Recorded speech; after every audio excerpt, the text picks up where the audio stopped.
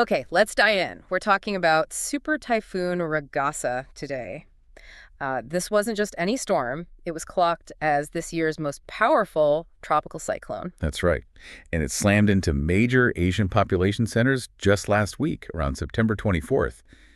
The scale is significant. It really is.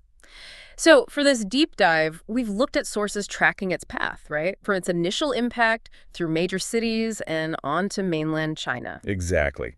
We're following the trail, the tragic human cost, but also, frankly, an almost unbelievable logistical response, especially that million-person evacuation. That number, over 1 million people moved. It's staggering. We'll definitely get to that. But first, we have to start with the immediate human toll, where the impact was felt first. Yeah. Sadly, even before hitting the big urban centers, Ragasa was deadly.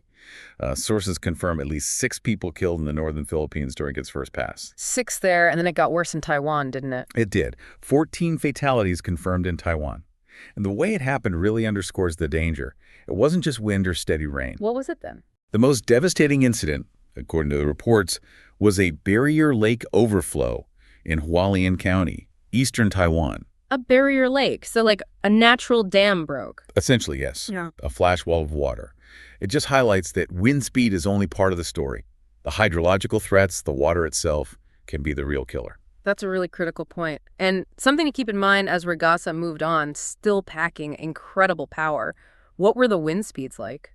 Hurricane-force winds, up to 230 kilometers per hour when it was making landfall in some areas. That's Category 4 intensity. Just relentless energy aimed at dense coastal cities. And the first huge financial hub right in the crosshairs was Hong Kong. Yes, and Hong Kong. Well, its vulnerability is kind of baked into its geography. You know, it's not just about being coastal. Authorities there face what some call a triple challenge. A triple challenge. Okay, walk us through that, because Hong Kong is usually seen as pretty resilient, right? What makes a super typhoon especially dangerous there? Well, first, you have the obvious. The torrential downpours. That's standard for any typhoon. Second, the storm surges. Big waves, sea pushing inland. Also typical for coastal areas. Okay, so what's the third factor? It's the terrain. Hong Kong is incredibly hilly, very sharp terrain right behind the city. So when you get those massive downpours hitting steep slopes, The water funnels down much faster. exactly, faster and more violently into the urban areas, it makes flood control a much, much bigger headache. Ah, I see. So that explains why they went straight to the highest alert, signal number 10. Precisely. A complete shutdown, businesses, public transport, everything halted immediately. And the images were stark, weren't they? Huge waves, roads completely submerged. Yeah, massive waves crashing over the eastern and southern shorelines. Major roads just got underwater right alongside residential areas. But the societal impact, the socioeconomic shock, was almost as immediate. You're talking about the panic buying. Yes. It was quite remarkable how quickly things seized up. People swarming supermarkets, queues lasting hours, shelves stripped bare. Wow. Just out of fear of closures. Driven by fear of maybe 2 days of essential services being down, it really shows how fragile the system can feel, even in a super-developed city like Hong Kong, when facing something like this. And that fragility, it ripples outwards instantly, doesn't it? We saw major airlines canceling flights. Absolutely. Emirates, Cathay Pacific, multiple flights canceled from hubs like Dubai, heading to both Hong Kong and nearby Shenzhen. It's like the world's rhythm just slows down because this one storm demands it. You mentioned earlier the authorities were dealing with historical memory, too. How did past storms influence this response? Well, that's key. The urgency in Hong Kong wasn't just about Ragasa's power. It was heavily influenced by the memory of typhoons Hato in 2017 and Mongkut in 2018. Right, those caused massive damage. Billions in damage. So the leadership knew, really, the hesitation wasn't an option. They couldn't afford a repeat. Okay, and that sense of urgency, that realization, takes us to mainland China, where the preparations just went to a whole other level. Exponentially so. Ragasa was expected to maintain its super typhoon intensity as it approached Guangdong province.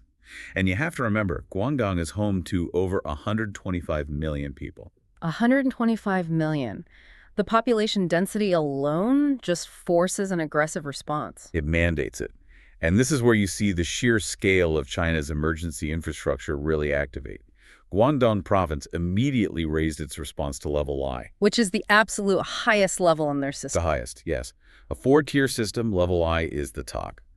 And this wasn't just advice. It was a comprehensive, non-negotiable order to stop almost everything. And that brings us back to that number, the one that just jumps out from all the reports, the evacuation. Over 1.04 million people relocated across Guangdong province by Tuesday evening. 1 million people moved, Yeah. often in less than a day. How do you even begin to compare that logistically? It's breathtaking, honestly. I mean, 1.04 million is more people than live in Austin, Texas, or Frankfurt, Germany. Right, an entire major city's population moved under threat. Exactly. Organizing transport, temporary shelter, food, water, all while a Category 4 storm is bearing down. It requires an immense top-down command structure and resources that, frankly, few governments anywhere could muster so quickly. It's a stark illustration of state capacity focused entirely on preventing loss of life. And the shutdown mirrored that scale. Businesses, schools closed in at least 10 major cities. Yes, effectively paralyzing the Pearl River Delta's industrial and economic heart. We're talking huge interconnected cities like Guangzhou, Shenzhen, Foshan, Dongguan, Zhuhai. High-speed rail shut down, flights canceled. Completely. All major high-speed rail lines shuttered, flights grounded at the big regional airports. That decision to basically switch off the Pearl River Delta, one of the world's manufacturing engines. It comes at a massive economic cost, surely. Oh, absolutely staggering short-term economic losses. But it's a deliberate trade-off. They're accepting guaranteed, huge immediate costs to mitigate potentially catastrophic long-term damage and, crucially, loss of life. And they backed it up with supplies, too. Tens of thousands of items sent by the central government. Yes, 60,000 items. Things like tents, folding beds, quilts, family emergency kits. They weren't just telling people move, they were providing the immediate support infrastructure because the forecasts were just that dire. Let's talk about those forecasts. What were the specific warnings driving this massive response? Well, the marine warnings were critical. China's Marine Authority issued its highest red wave warning. First time this year they've done that. A red warning. And predicting storm surges. Up to 2.8 meters in parts of Guangdong. 2.8 meters. That's almost 10 feet of water surge. Pushing inland, that's already terrifying. But you mentioned something earlier about the timing. Yes. The astronomical high tide. That's what really worried forecasters. Ragasa's peak surge was predicted to coincide almost exactly with one of the highest natural tides of the cycle. So you're stacking nearly 10 feet of storm surge on top of an already unusually high tide. Precisely. And that alignment, that's often the difference between bad flooding and outright catastrophe. It means sea levels could get significantly higher than standard seawalls are built for.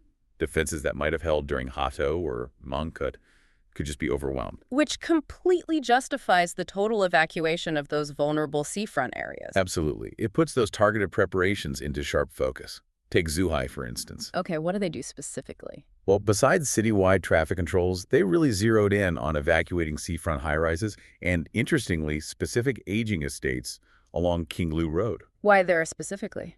Because that exact area was devastated by seawater backflow during Typhoon Hato back in 2017.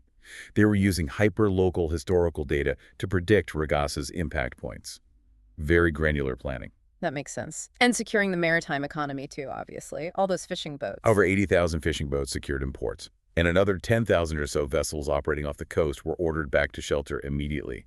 You just can't leave those assets, or, more importantly, the people on them, exposed. The preparation wasn't just government either, was it? There was a really interesting corporate example, CNOOC Shenzhen. Yes, the China National Offshore Oil Corporation. A fascinating case of balancing safety and production. They got all their people off the offshore platforms. Every single one. All 5,192 personnel evacuated.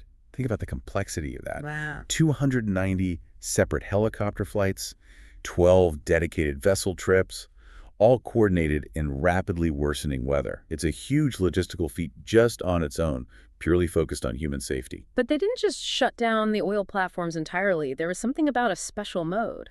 Correct. They switched 31 offshore platforms to what they call Typhoon Production Mode. Typhoon Production Mode. What does that actually mean? It means the platforms become completely unmanned. They're controlled remotely via satellite, fully automated. So they keep producing oil safely. That's the idea. Yeah. Maintain output, keep the energy flowing, but eliminate the risk to human life entirely. It's a really explicit choice. Shift the risk from people to capital assets, trusting the technology to manage during the emergency. That's quite something. A profound adaptation, really. Okay, so moving beyond the absolute center of the storm's impact in Guangdong, the effects obviously spread out. Oh yes, the response cascaded quickly into neighboring regions. Guangdong Autonomous Region, just to the west, raised its response level 2 to level 3. The chart to. Immediate suspension of all passenger ships and ferries, which had a big knock-on effect for tourism. Right. The Beihai-Weisu Island route is popular, isn't it? Very. They had to restrict it solely for getting people off the island. Ended up evacuating about 6,000 tourists from Weisu back to the mainland city of Beihai, suddenly disrupting thousands of holidays. And further south, Hainan Island basically shut down too. Pretty much. The whole island province suspended classes, park operations, most work. All train services connecting Hainan to the mainland were stopped. And the storm's influence reached even further inland, right? Even provinces not directly hit were expecting heavy rain. Yeah, places like Jiangsu and Anhui, much further east and north, were braced for significant rainfall as the system moved inland and weakened, but still carried enormous amounts of moisture. It just shows the sheer geographical footprint of a storm like this. And the final piece of data that really drives home the scale of readiness: the number of emergency personnel on standby. Just in the Pearl River Delta area alone, 38,000 firefighters, plus thousands of transport and telecommunication repair workers, all on high alert, ready to move in for the recovery effort. 38,000. That's an army. The sheer infrastructure needed just to cope with the aftermath. It's absolutely immense. So wrapping this up, what does this all really mean for you listening? We've traced Ragasa's path, the tragic initial deaths in Taiwan, The economic seizure and panic in a global hub like Hong Kong. and then this monumental, almost unprecedented evacuation and shutdown on the mainland, moving over 1 million people essentially overnight. This deep dive really highlights the incredibly high price of immediate safety measures in these super high-density coastal zones, pausing almost everything. Billions in immediate economic cost. Is now seemingly the accepted price governments are willing to pay to prevent the even higher costs of mass casualties and catastrophic long-term infrastructure ruin. Which brings us to a really crucial question moving forward, I think. If it takes this level of coordination, this astronomical amount of resources, just to evacuate 1 million people safely in a few days. What does that mean for the future? Exactly. What long-term changes do the world's most vulnerable, most developed coastal regions need to start seriously considering? We're talking infrastructure, urban planning, maybe even rethinking coastal development entirely. Because if the only truly effective strategy against these intensifying storms is total shutdown and mass evacuation, well, how sustainable is that model? Is that the new normal we have to plan for during typhoon season? That's the unsettling question, isn't it? A real challenge for planners and governments everywhere facing similar climate threats. Something to really think about.